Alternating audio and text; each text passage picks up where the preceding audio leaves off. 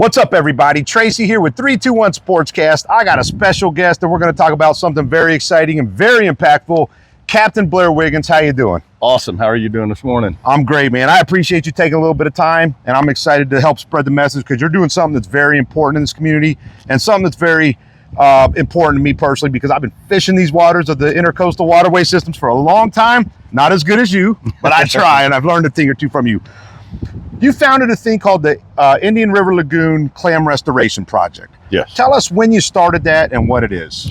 Well, it was a dream back in the, I'd say, early 2000s, but it finally came to fruition about 2019. Okay. And what the goal was basically was to clean up the water from that big freeze that we had back in 2010. Killed everything in the river. Basically, it killed probably 60% of the population of everything. So all the nutrient content from all the species, everything that died, the nutrient content that was created just fed the algae, and it turned our water black for years. Okay. So personally, what sparked you to make you want to make this big move and put in a lot of time and passion into this? Well, I wanted my river back. The river had turned black. When I say black, if you look on Google Earth, you can look in Cocoa Beach Canal systems there. It turned red, it turned orange, it turned black, it turned green, it turned all the different colors of the rainbow. Then it finally turned black, and it stayed that way, and it just killed everything. You know, it looked like a moonscape out there, what once was just luscious green grass as far as you could see. So what is clam growth do? How does that impact the river? How does it help clean it up and make an impact? Everybody knows that an oyster filters water and it makes the water cleaner. Clams do the exact same thing. One of the main reasons I chose clams over oysters is our water out here was so polluted that a clam does, you know what a clam does, it can clam up. It can go down in the mud and clam up and stay buried for up to like 2 weeks. So if we get like a big rain event, a clam can go underwater or underneath the mud, stay there, come out, test the water. And when it finally gets right again, usually after a big rain event, like a tropical storm, when it finally gets the water right, it'll start filtering again and it won't die. An oyster has to feed all the time, so it basically, when the water gets too fresh, it'll end up dying. So a clam, they're called super clams. Okay. And the reason we call them super clams is we found these clams in 2017, 2018 in Mosquito Lagoon. So they had already survived all the bad stuff Mother Nature and we threw at them, as far as low salinity, the black water, the no oxygen, the high oxygen. So they were basically genetically already prepared now for anything that we have to throw at them. So I, like a lot of people, weren't very knowledgeable about this. You know, I'm a guy that's fished this river system. I've taken advantage of being on the boats and having all the fun, but I'm almost 50, and I said, man, I got to learn, and how can I help and support, or at least be knowledgeable about it, right?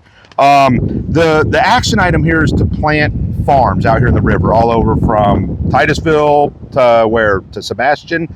You're planting clam farms, right?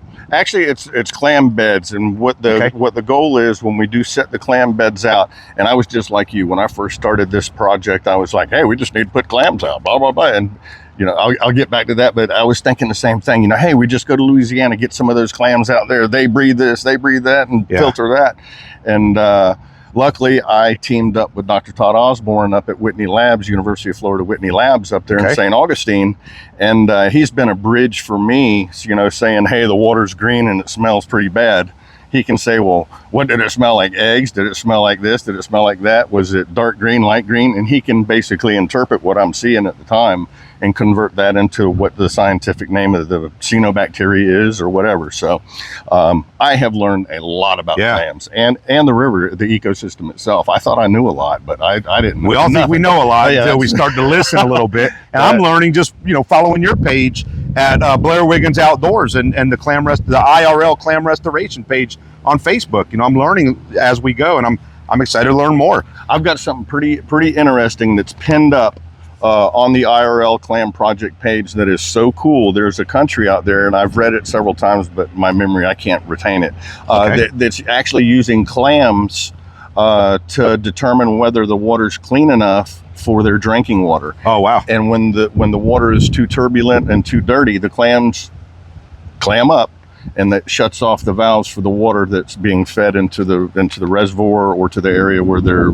purifying the water. It's on the website, IRLClampage.com. I'm sorry, IRLClampage.org, and it's the first story. I pinned it up there. And we'll put all that on our page as well. But again, I'm the guy that just fishing these waters and being out on the boat, you naturally have seen the river take these progressions into a, you know, in the 80s when I was fishing, it was one way, and before that it was even better, but we saw it kind of take a dump, and we're starting to see some progress.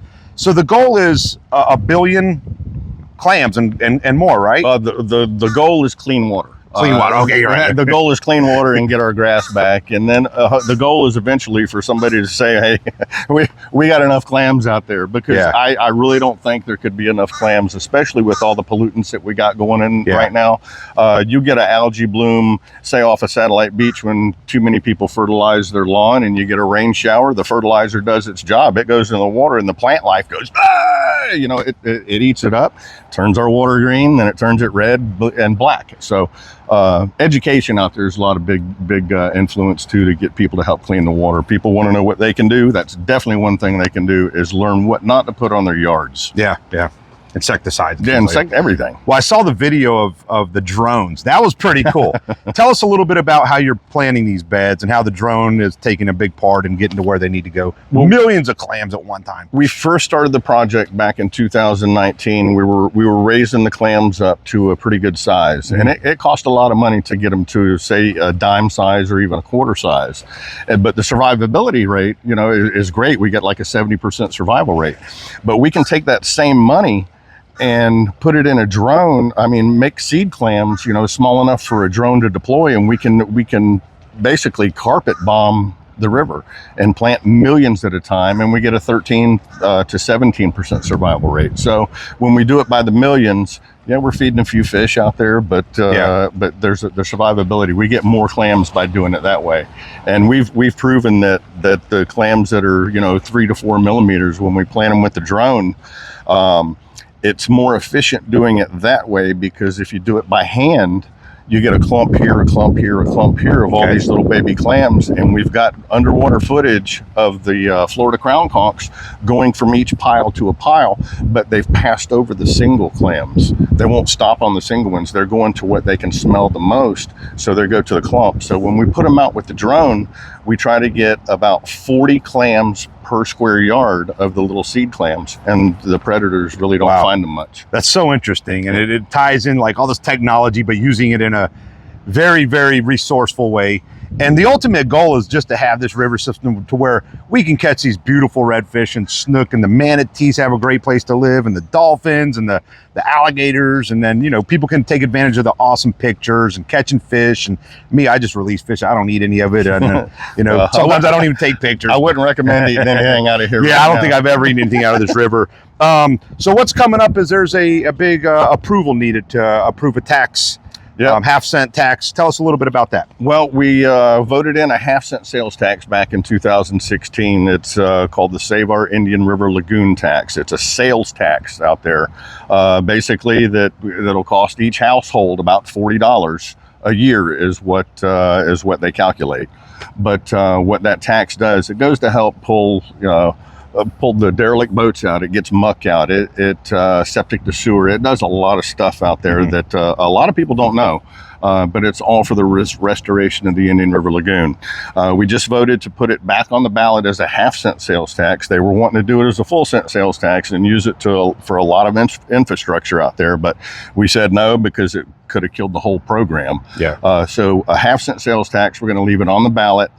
It's doing good. You know, there's trial and errors and everything. We've had ours with the Clam Restoration Project, and we're a success now. What they've calculated is that clams are the best ROI right now, return on investment, that has been done for the lagoon. So when it does come up on the ballot again, please guys, vote for it. It's doing good. There's some folks out there that are very clueless about what sorrel does, and they're online and they're poo-pooing it really, really bad. But I can tell you firsthand that they just helped us reach 100 million clams that we planted back in the Indian River Lagoon System here with the drone. 100 million clams, and along with CCA, and we just did Phillips Infrastructure. They came aboard, and we just did 3.5 million clams up in Port St. John with them. So it's working, guys. So the half-cent sales tax, they do a lot more than just septic to sewer or getting the muck out. $40 a year. Yeah. Right. And I think the one thing that everyone has in common that lives in Brevard County or travels here is we brag about these pictures we take. Yeah. Like, not just from a fishing standpoint, but when you cross those bridges, we glamour how nice our area is. And you send your pictures back to your friends in New York and you brag about how beautiful our area is. So whether you're a fisherman or whether you just like having a nice bite to eat on the water, this river is for all of us to take care of and make it beautiful and better. Blair, I appreciate you taking the time to come by and tell us a little bit about that. We're going to dig in more. Cool. We're going to keep pushing this. And from 321 Sportscast, we're all in, man. We love fishing. We love this river. We love you, brother. Cool, Thanks man. a lot. Thank you. So for Captain Blair Wiggins, I'm Tracy with 321 Sportscast. Y'all stay tuned. Follow more.